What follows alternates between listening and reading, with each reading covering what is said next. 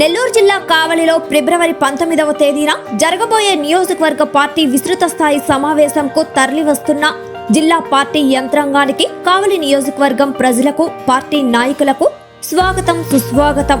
ఇట్లు షేక్ ఆర్షియా 8వ ward TDP మహిళా నాయకురాలు, కావలి, నెల్లూరు జిల్లా. Welcome to CMD news. నా పేరు దివ్య. నేటి వార్తా విశేషాలు. అనంతపురం రాప్తాడులో జరిగిన సీఎం బహిరంగ సభలో ఆంధ్రజ్యోతి ఫోటోగ్రాఫర్పై వైసీపీ నాయకులు దాడి చేయడాన్ని తీవ్రంగా ఖండిస్తూ కావలి గాంధీ బొమ్మ వద్ద నుంచి ఆర్డీఓ ఆఫీస్ వరకు నిరసన ర్యాలీ నిర్వహించిన కావలి జర్నలిస్టులు ఆర్డీఓకు మెమరాండం అందజేసి రిపోర్టర్లపై దాడులు ఎక్కువయ్యాయని, దాడి చేసిన వారిని వెంటనే శిక్షించాలని కోరారు.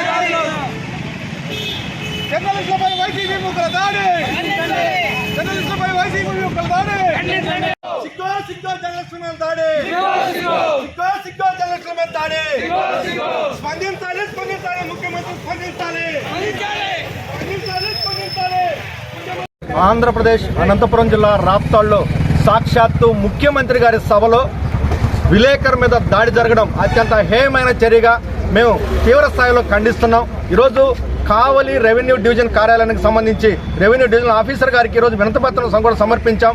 ఇలాంటి దాడులు కొనసాగొద్దని, పూర్తిగా కూడా ఏదైతే కక్షపూరితంగా జరుగుతున్నాయో గత కొంతకాలంగా కూడా నెల్లూరు జిల్లా వ్యాప్తంగా కూడా అనేక దాడులు జరిగాయి, కావల్లో కూడా అనేక దాడులు జరిగాయి. ఈరోజు కావల్లో తోకల్ సీన విలేకరు మీద దాడి జరిగింది, అలాగే ముజీబ్ అనేటటువంటి విలేకరు మీద దాడి జరిగింది, అలాగే ఏదైతే వార్తా నాగేశ్వరరావు గారి మీద దాడి జరిగింది, అలాగే ఏదైతే జలదింగి ప్రభాకర్ గారి ఇంటి మీదకి దుమ్మికి వెళ్ళినటువంటి పరిస్థితి. అంటే ఇలాంటి పరిస్థితులు ఉన్నటువంటి పరిస్థితుల్లో స్వేచ్ఛాయుతంగా కలం కలిపేందుకైతే ఎలాంటి పరిస్థితులు నెలకొన్నాయి అంటే, వార్త రాయడమే ఈరోజు విలేకరు తప్పైతే, ఈరోజు విలేకరే లేకపోతే ఇలాంటి సమాజ రుగ్మతలను ఎవరు బయటికి తీసుకొస్తారు? భయభ్రాంతులకు గురవుతున్నటువంటి విలేకరులకు రక్షణ కల్పించిన ప్రభుత్వాలు సాక్షాత్తు ముఖ్యమంత్రి గారి సభలోనే ఇలాంటి దాడులు జరిగితే దీనికి రక్షణ ఎవరు? దీనిపై అయితే ఇప్పటికైనా సరే ముఖ్యమంత్రి గారు ఖండించి దీనిపై చర్యలు తీసుకొని ఏం జరిగిందో ఆ సభలో సరైనటువంటి సమగ్రమైనటువంటి విచారణ జరిపించి దాడికి పాల్పడిన దుండగుల మీద ఈరోజు గోండా మోకల మీద అయితే ఖచ్చితంగా కూడా చర్యలు తీసుకోవాలని, చర్యలు తీసుకోకపోతే ఇలాంటి ఘటనలు పునరావృతమైతే విలేకరులందరూ కూడా ఏకతాటిపైకి వచ్చి ఖచ్చితంగా కూడా తగిన బుద్ధి చెప్తానని కూడా తెలియజేస్తున్నాం. ఇలాంటి దాడులను అయితే తీవ్రంగా ఖండిస్తున్న పరిస్థితి.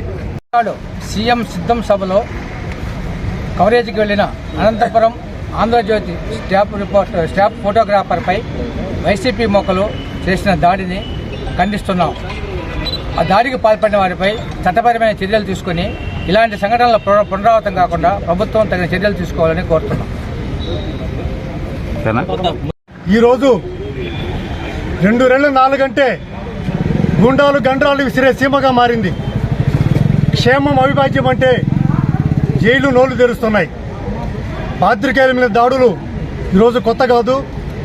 2 దశాబ్దాలుగా తొలిసారిగా ఆనాటి కాంగ్రెస్ గవర్నమెంట్లో ఉమ్మడి ఆంధ్రప్రదేశ్లో చార్మినార్ రస్తా దగ్గర రసూల్ని కొట్టారు, చంపేశారు. ఆ తర్వాత కావల్లో రామ్మోహన్ రావు మీద దాడి జరిగింది. క్రమంగా ఈ దాడులు జరుగుతున్నాయి. కానీ ఈ దాడులు పొట్టపోసుకోవడానికి వచ్చిన పాత్రికేయుల మీద జరుగుతున్నాయి తప్ప యాజమాన్యాల మీద కాదు. ఈ గత 5-10 ఏళ్లుగా యాజమాన్యాలు వర్సెస్ ప్రభుత్వాల మధ్య వైరం జరుగుతుంది. ఈ వైరంలో అమాయకులైన పాత్రికేయుల మీద దాడులు జరుగుతున్నాయి. మన నెల్లూరు జిల్లాలో గత సంవత్సరం పోలిస్తే ఆంధ్రజ్యోతి విలేకరి పొదలకూరు దగ్గర, మర్రిపాడు దగ్గర మరి ఆంధ్రజ్యోతి విలేకరి మీద దాడులు జరిగినాయి. కానీ మన రిపోర్టర్లలో ఐక్యత లేకపోవడంతో ఈ దాడుల పరంపర నిత్యం కొనసాగుతూ వస్తుంది. యాజమాన్యాలు, అటు ప్రభుత్వాలు వాళ్ళు మారినా వీళ్ళు మారినా అందరూ హ్యాపీగా ఉన్నారు. రోడ్డు మీదకి పెన్ను చేతి పట్టుకుని వచ్చి ఉదయం నుంచి రాత్రి వరకు కెమెరాలు పట్టుకుని తిరిగే ఈ పాత్రికేయుల మీద దాడులకి ఎవరు బాధ్యత చెప్పాలి? ప్రభుత్వానికి ఇస్తున్న వినతి పత్రం చూస్తాం చేస్తూ ఉంటున్నారు. ఇంతవరకు దాదాపు గత సంవత్సరం మన రాష్ట్రంలో ఇటు ఇచ్చాపురం నుంచి ఇటు కుప్పం వరకు దాదాపు 178 మంది విలేకరుల మీద స్టింగర్ల మీద యాజమాన్యాలు మాకు వాళ్ళు ఎటువంటి జీతాలు ఇవ్వని స్టింగర్ల మీద దాడులు జరిగితే ఇంతవరకు ఎక్కడా చర్యలు లేవు. గత ముందు సంవత్సరం ఇదే చీరాల్లో ఆంధ్రప్రభ విలేకరిని ఇంటి మీద పొడిచి చంపేశారు. ఇంతవరకు యాక్షన్ లేదు. వీటికి మనలో ఉన్న అనైక్యత కూడా కారణం కనిపిస్తుంది. సంఘాల పేరుతో మనం చీలికలు తెచ్చుకొని నాయకుల దగ్గరికి పిలవకుండానే పోవడం ఫస్ట్ మెయిన్ స్టెప్ అవుతుంది. కాబట్టి దయచేసి మనం మన ప్రామాణిక విలువలు కాపాడుకోండి. పిలిస్తే పోండి, కవరేజ్ చేసుకోండి, ఏదైనా హ్యాపీ చేసుకోండి. అంతేకాని ఈ విధంగా కొన్ని మనం తెలిసి తెలియక కొందరు చేసుకోవడం వల్ల వాళ్ళు మన చులకనగా తీసుకుని దాడి చేస్తున్నారు. ఈరోజు దాడి చేసాం, ఏమవుద్ది, కొంతమంది రాలేదు, వాళ్ళకి మేము సపోర్ట్ ఉన్నాం, వీళ్ళు సపోర్ట్ లేదు అంటున్నారు. కాబట్టి ఇక్కడి నుంచి అయినా రిపోర్టర్ మీద దాడి అంటే మనలో మనకి ఎన్నున్నా కూడా అందరూ వచ్చి ఆ సంఘటనను ఖండించండి. ముఖ్యంగా యాజమాన్యాలు కూడా ఈ విషయంలో ఇప్పుడు స్పందించకపోతే భవిష్యత్తులో రేపు ఇంకో ప్రభుత్వం వస్తుంది, ఇదే దాడుల పరంపరకి అడ్డు లేకుండా పోద్ది. కాబట్టి యాజమాన్యాలు ఈరోజు ఆంధ్రజ్యోతి భవిష్యత్తులో ఇటువంటి దాడులు జరిగినా మేము మీకు ఆరోగ్య భద్రత, ఉద్యోగ భద్రత, ఇంకా ఏదైనా నడవలేకపోతే ఇబ్బంది అయితే కల్పిస్తామని హామీ ఇవ్వాలి. దీని మీద మన జర్నలిస్ట్ అందరూ కలిసినప్పుడు మీ సంఘాల తరఫున ఒక డిమాండ్ పెట్టి న్యాయం చేసుకోవాలని చెప్పి కోరుతున్నాము. భవిష్యత్తులో ఇటువంటి సంఘటనలు పునరావృతం కావద్దు. ఏ పార్టీ అయినా ఎవరైనా మేము రిపోర్టర్లుగా యాజమాన్య ఆదేశాల ప్రకారమే రాస్తారు తప్ప మీ మీద వ్యక్తిగత కక్షలు, ద్వేషాలు ఎవరికి ఉండవు.